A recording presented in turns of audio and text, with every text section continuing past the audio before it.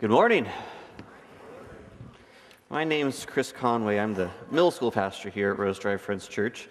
This is not my first time doing a Christmas message. Actually, this is my fourth in 3 years.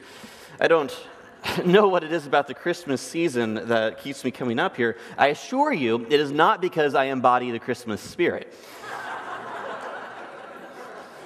Right around this time, the small things in this world that I ignore most other seasons start to get to me. See, here's what I know. What I know is, in this season, we are celebrating the arrival of God in human form, this child who's going to grow up to die on a cross and save us from this dirt that we've gotten ourselves in as humanity. The appropriate response, then, is to be acting like mad people, dancing around saying, "This is awesome." But we don't. I don't, anyway. See, it's the little things that just start to get to me. It's the commercials that start to talk about holiday sales. Thank you for robbing us the other 11 months of the year. It's when I get my Google Calendar all figured out, and I've got all my parties planned out, and some friend wants me to go to another party that conflicts with something on my calendar just after I got all set up. I already had this experience. A friend told me, "Hey, I got you the perfect Christmas gift this year." Do you realize what that does to a person? The pressure now on me to reciprocate is just too great. My original plan of re-gifting one of the 15 Starbucks cards I was going to get is out the window. Somewhere in this process, gratitude just eludes me. I honestly feel like whatever gratitude is, I'm feeling the opposite of it. So I was trying to come up with a word that would make sense for what is the opposite of gratitude. And I was having a little bit of trouble. I started with entitlement, this idea that if we're entitled to something, we deserve it, so why would we be grateful? But I realized I can actually hold the two in a decent tension. I can go through the drive-thru of Burger King and be genuinely grateful for the person who made my burger. But goodness knows, you better darn well hold the pickles, or things aren't going to be pretty. I can walk with those two together. So what is happening here? What in my life is preventing me from expressing my gratitude for all that God has done in my life and the lives of the people around me? We're going to look today at a story of someone who epitomizes gratitude. This is a story of Elizabeth. We've been going through a series called Silence. We started last week, looking at this idea that God speaks to us in the quiet moments. That is, we take ourselves out of the noise that our lives are filled with, God has the opportunity to show us a little bit more of who He is and how He's at work in the world.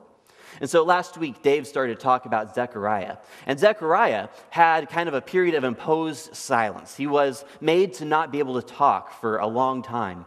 And in that period, he experienced a renewal of faith. He began to realize that God is true to His promises, and his relationship with God was all the stronger for that period of time where he sat in silence. And we're going to continue looking at how Elizabeth, through silence, experienced a similar kind of revelation about how she relates to God. So go ahead and turn to Luke chapter 1. We're going to end up repeating some of the verses that we looked at last week, but we're going to do so from Elizabeth's perspective, kind of see the other side of this story. And so we're going to jump to verse 5, which we already looked at last week, but we're going to begin to think through this in Elizabeth's story. So verse 5, it starts like this. In the time of Herod, king of Judea, there was a priest named Zechariah, who belonged to the priestly division of Abijah. His wife Elizabeth was also a descendant of Aaron. Both of them were righteous in the sight of God, observing all the Lord's commands and decrees blamelessly. But they were childless because Elizabeth was not able to conceive. They were both very old.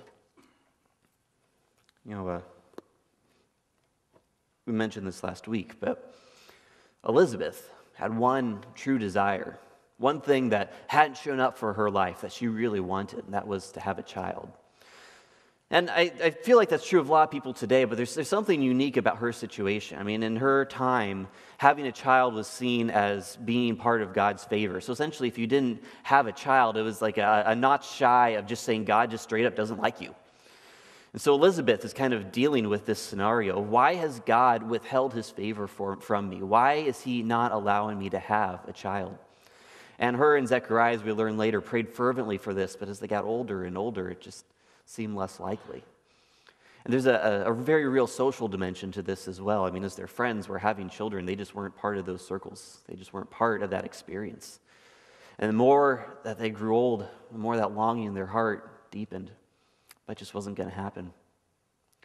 So, justifiably, I think someone could ask Elizabeth this question. Elizabeth, in all of this distress and the fact that you have not gotten this one thing you desire so much, how is it that you are still able to, as we just read, live life blamelessly before God, following his decrees, recognizing that he is still at work? How can you see that? Isn't your distress too much? Trying to figure out how Elizabeth would answer that question is a little bit difficult. But I thought about something recently. Sometimes on Sunday morning at 9 o'clock when I'm with my junior high students, I'll ask one of them this question: what is God doing in your life? And I may have just as well asked them, who's the ambassador to Zimbabwe? They have no idea. It's like a total blank look. Like, God, you do. Don't say otherwise.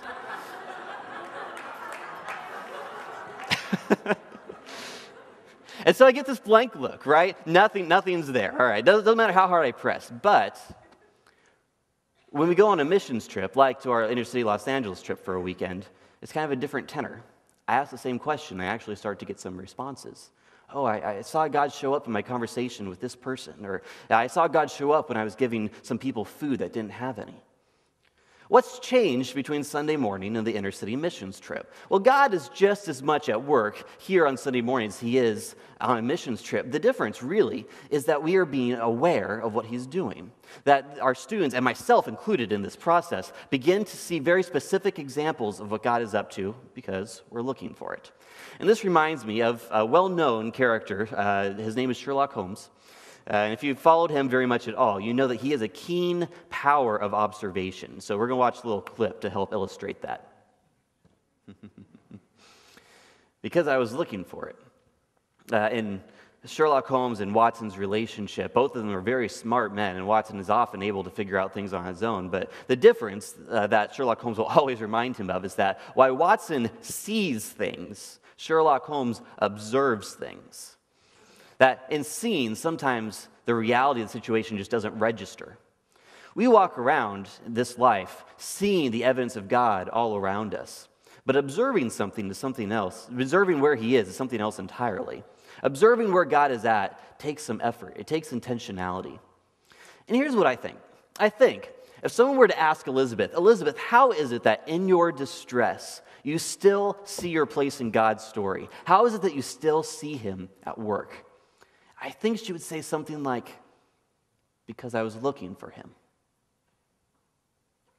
But as we continue into Elizabeth's story, it turns out that she actually does get the thing that she was looking for. So go ahead and jump to verse 23. This is going to take place after Zechariah's encounter with the angel. And so Zechariah now is silent during this time.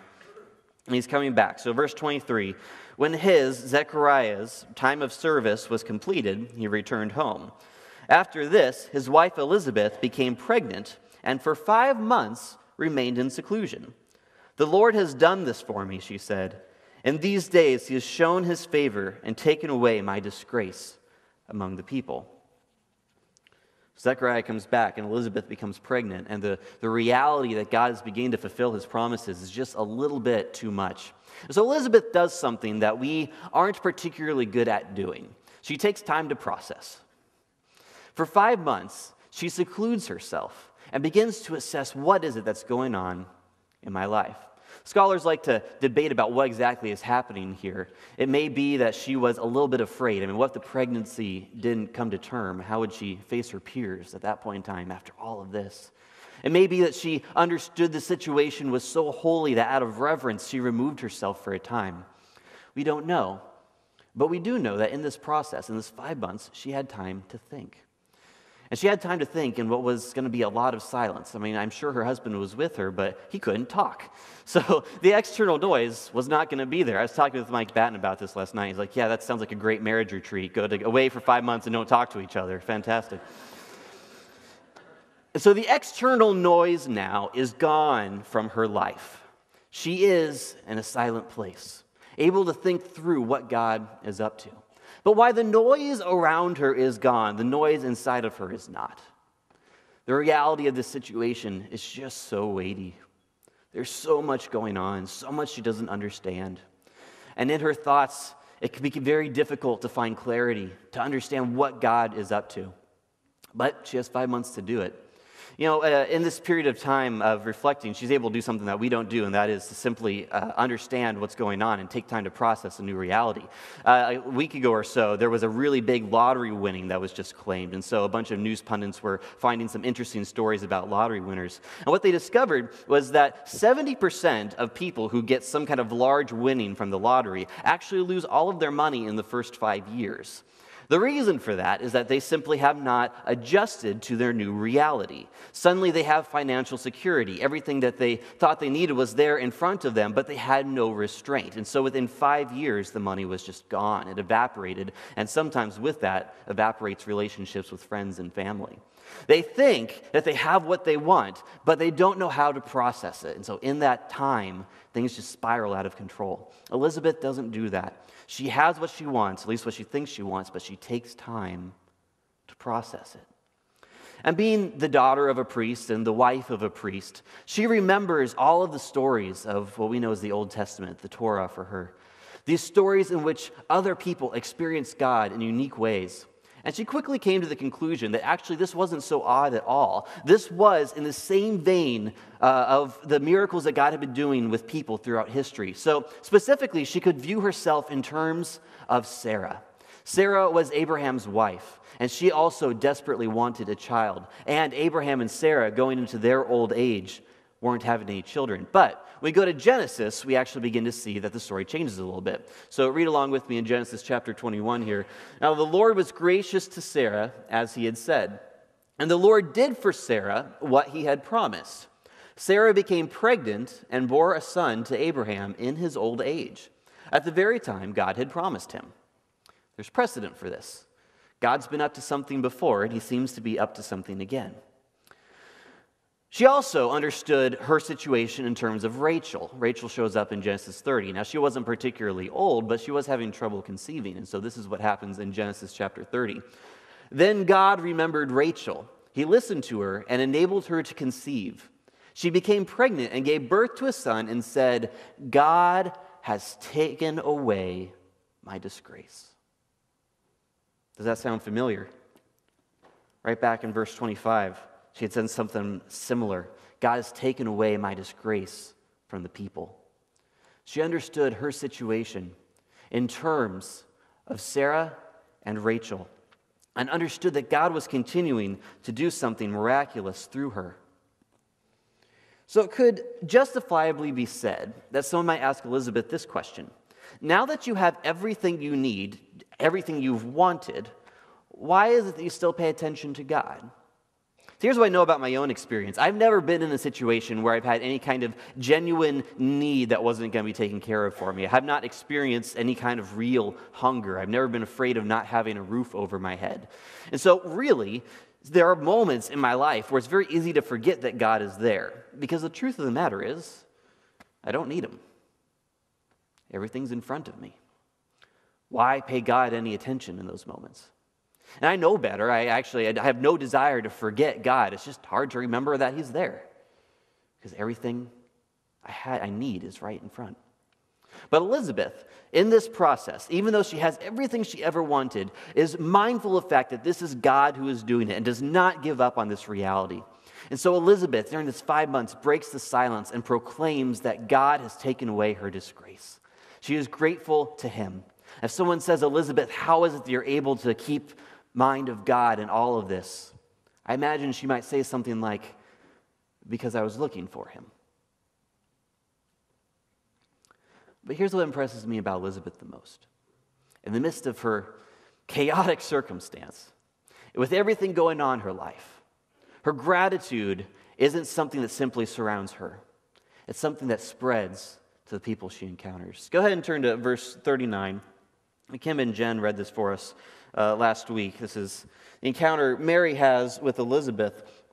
In the previous verses, an angel had come to Mary in what was known as the 6th month of Elizabeth's pregnancy. So kind of what we're led to believe is that Mary is, if not the first one, the first people to visit Elizabeth after she's come out of seclusion. And so here is what's going on in the story. Verse 39.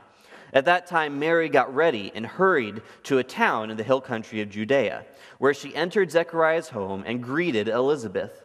When Elizabeth heard Mary's greeting, the baby leaped in her womb, and Elizabeth was filled with the Holy Spirit. In a loud voice, she exclaimed, "Blessed are you among women, and blessed is the child you will bear. But why am I so favored that the mother of my Lord should come to me? As soon as the sound of your greeting reached my ears, the baby in my womb leaped for joy. Blessed is she who has believed that the Lord would fulfill his promises to her." Elizabeth would justifiably be all right in just being concerned with her own issues. I mean, she was an old woman who was going to have a child in a very miraculous circumstance, and the whole social dynamic around that would have been enough stress for anybody. And here comes Mary, a miracle that is entirely different than her own, with a child whose purpose is far greater than Elizabeth's. And in this process, she sets aside the chaos of her own life and acknowledges the beauty in the life in front of her. She is essentially able to say, this blessing that I've received isn't about me. So you have to remember, she would have known the rest of Sarah and Abraham's story, and she would know that when God came to Abraham and said, "I'm going to bless you," he said that this blessing is also going to bless everyone around you. God said, "Abraham, I'm going to bless you so that you can go out and bless others." This child inside of Elizabeth was not for her. It wasn't for Zechariah. It was for everyone. If she tried to keep that blessing to herself, then she would be missing the whole point of gratitude. That gratitude is never meant to be something we live in on our own. It's something to be shared. But it's hard, isn't it? I see this in my own life. This is a very typical scenario that plays out 95% of the time for me. The circumstances change, but there's always three stages. So here's the circumstance. I'm at home, and I see a pile of dishes on the sink, okay? So this is step one of our scenario. I recognize that there is a problem. There's dishes in the sink. If someone doesn't do something about it, then they're just going to get worse and worse. So that's step one. See that there's a problem. Step two is realizing that I have the power to do something about this problem. I have it within me to go ahead and make time to deal with the dishes, to make sure the sink is clean so that more dirty dishes will come later. I have that power. Step three is when I say, I did the dishes 2 days ago, someone else can deal with them. See, we have this tendency to let the good slide by. We have this tendency to say, there are ways that we can bless people, but there are also ways that I'm justified in not doing it. See, in the dish situation, I begin to question the motives of the people I live with. Why isn't it they haven't done the dishes yet? Why is this pile here? Someone else will surely deal with this. And with just a little bit of questioning of other people's motives, I begin to realize that I'm justified in leaving them where they are. And this plays out over and over again. Scenario changes, the pattern's the same. So I was talking to Jason Moronis about this about a year ago. He's shared some of these ideas with you guys before. And as we were talking about this, we just realizing how hard it was, I finally decided I need to go to lunch. And so on my own, I went to PK's up the street.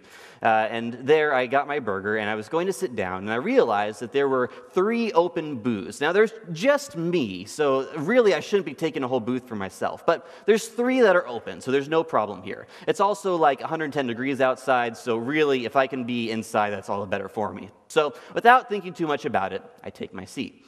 Now, here's the problem. My brain functions like a perpetual math problem. Like I have some Jason Bourne tendencies without acknowledging that someone might have a gun who wants to shoot me. I'd have no clue about that. But in my head, everything is a giant puzzle. And so I am kind of subconsciously aware of these 2 open booths in front of me, and in comes the lunch crowd. So I kind of, without really fully understanding what I'm doing, I look at the line and I realize that there's a lot of people, more people than there are booths.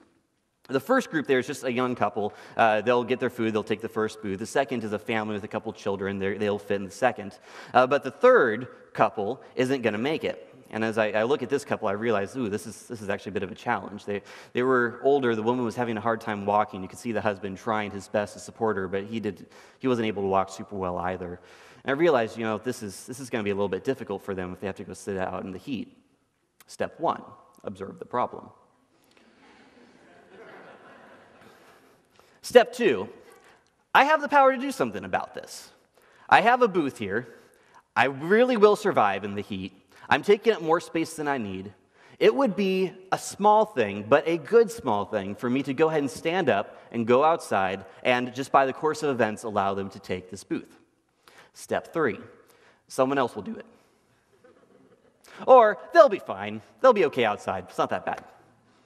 I start to question other people's motives, people in the restaurant, the motives of the couple, and immediately I'm justified. I am good where I'm at. It is not my responsibility to move. I got there first.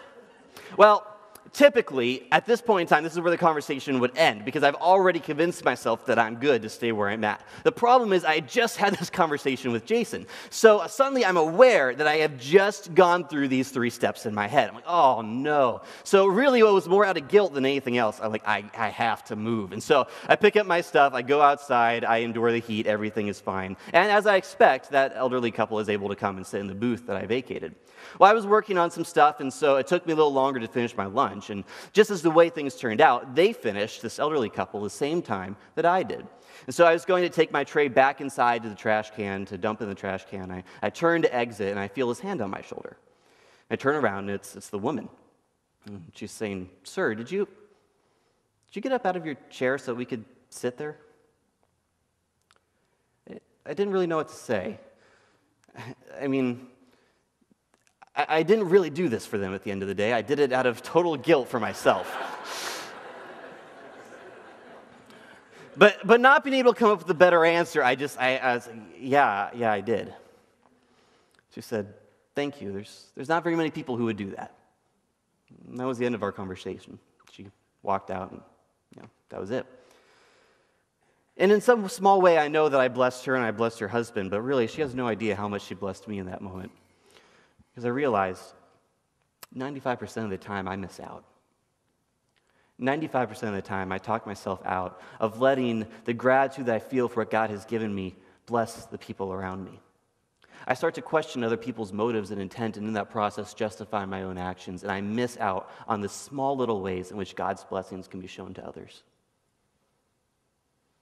I think if someone were to ask Elizabeth, how is it that with everything going on in your life, that you still remember Mary, that you see what God is doing in her, and that you're able to set aside your own stuff to minister to Mary in this moment?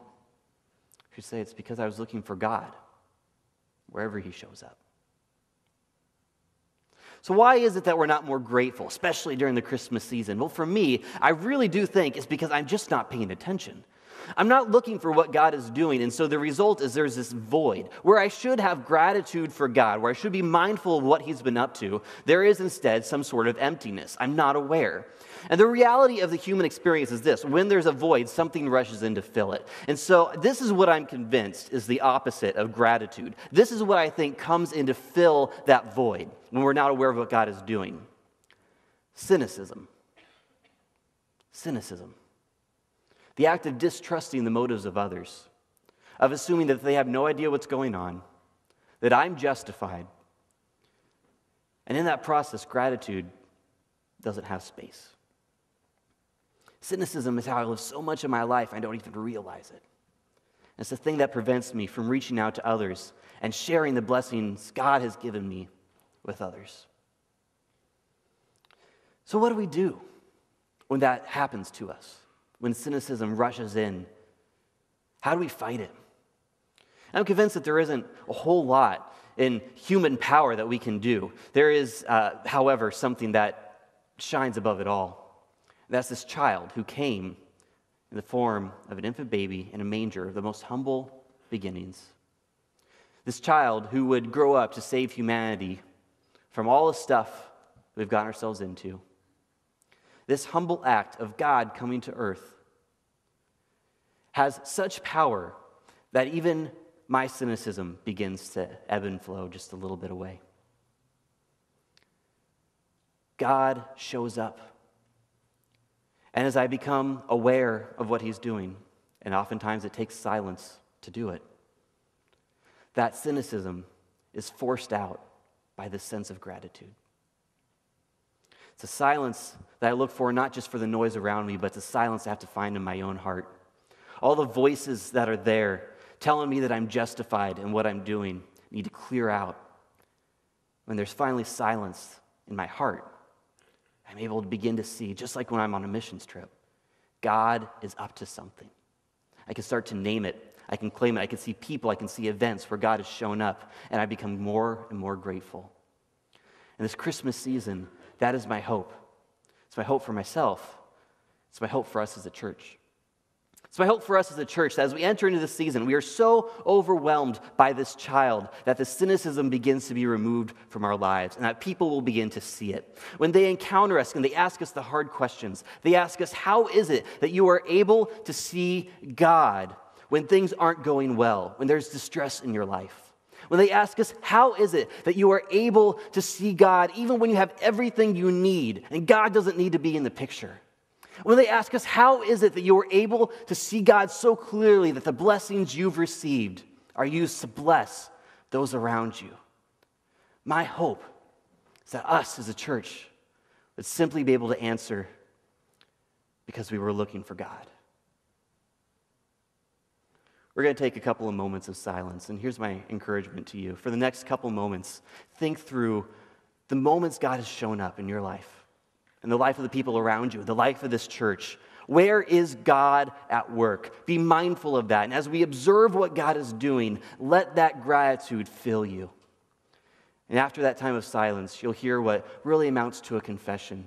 And if it resonates with you, make it your prayer. How God can begin to break down the cynicism in our life and replace it with a gratitude that never ends. Let's enter into a time of silence.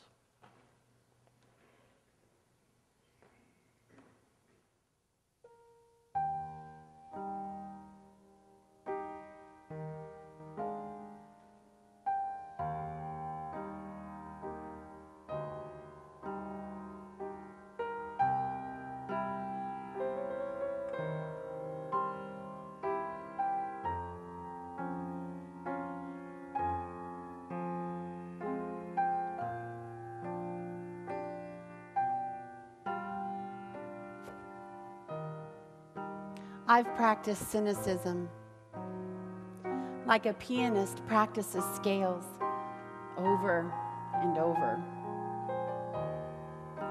I've practiced being defensive about my choices, my mothering, my theology, my politics, until I was on the offense. I performed with repetition, anger, and outrage. The victim of someone else's God. I would respond Pavlovian to right every wrong, to defend every truth, refute every blog post, pontificate to every question. I called it critical thinking, to hide my bitter and critical heart. And I wondered why I didn't have any real joy.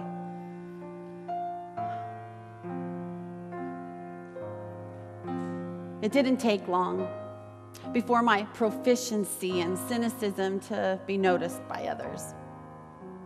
My aptitude, it didn't take a lot of work. It actually, honestly and frightfully, came rather easy. I guess I was a prodigy. I practiced poking holes and deflating arguments, finding that pill in all of the jam. And I practiced playing those sarcastic scales again and again in the name of wit. And I practiced. And I practiced. And I practiced. But no one wanted to hear me play.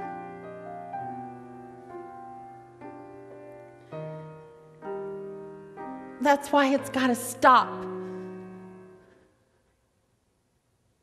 It needs to stop. Because I'm done with this grand piano and this glossy stage. I am done with this concert proficiency of being right. I really just want and need to be loved. But that's not going to happen here. Not with this instrument, not playing that song. No. Something has to change in here. So I'm stepping off this stage of cynicism. And I'm stepping into the sun, where I know my God will meet me. And I bet He has set aside for me some clunker thrift store piano just for me to play.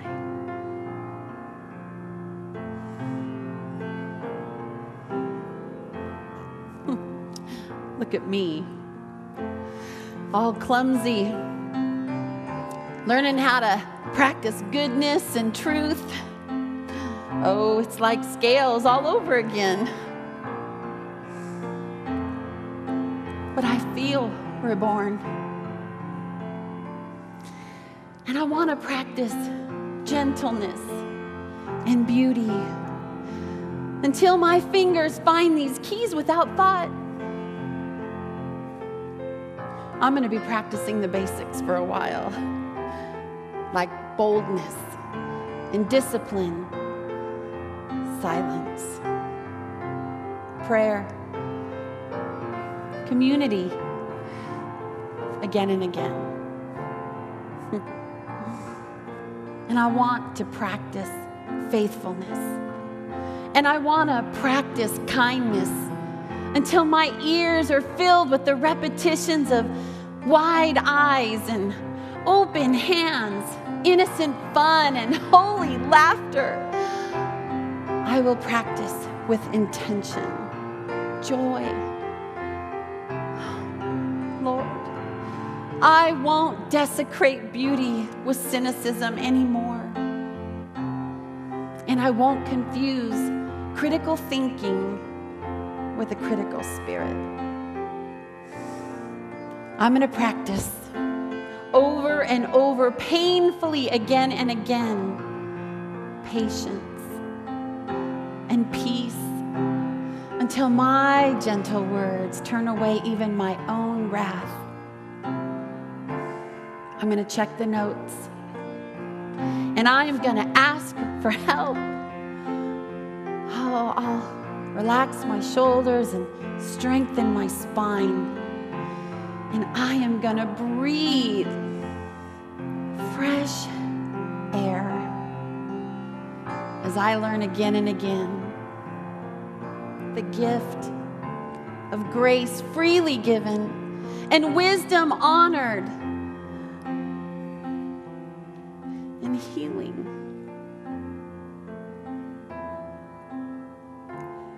And when my fingers fumble, when I sound flat or sharp, I'm simply just gonna try again. I will practice the ways of Jesus over and over until these scales fall from my eyes and my ears are made to hear. And these hands are flying over these keys in old hymns and new songs. And on that day, when I look up,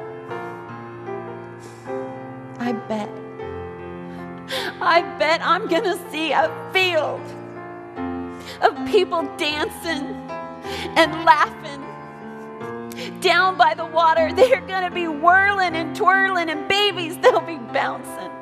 And I am going to be singing. I'm going to sing. I'm going to sing the song I was always and forever meant to sing. Those rocks will be crying out. And those trees, they're going to be clapping their hands. And that banquet table, it's going to be groaning with the weight of apples and bread and the wine. I'm gonna be singing.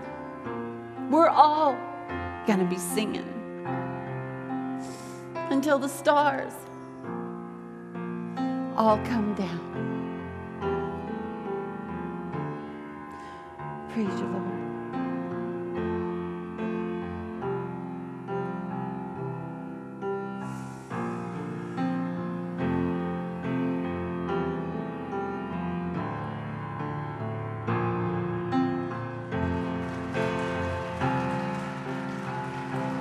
Bless the Lord, oh my soul, worship His holy name, and sing like never before. No, my soul, worship His holy name.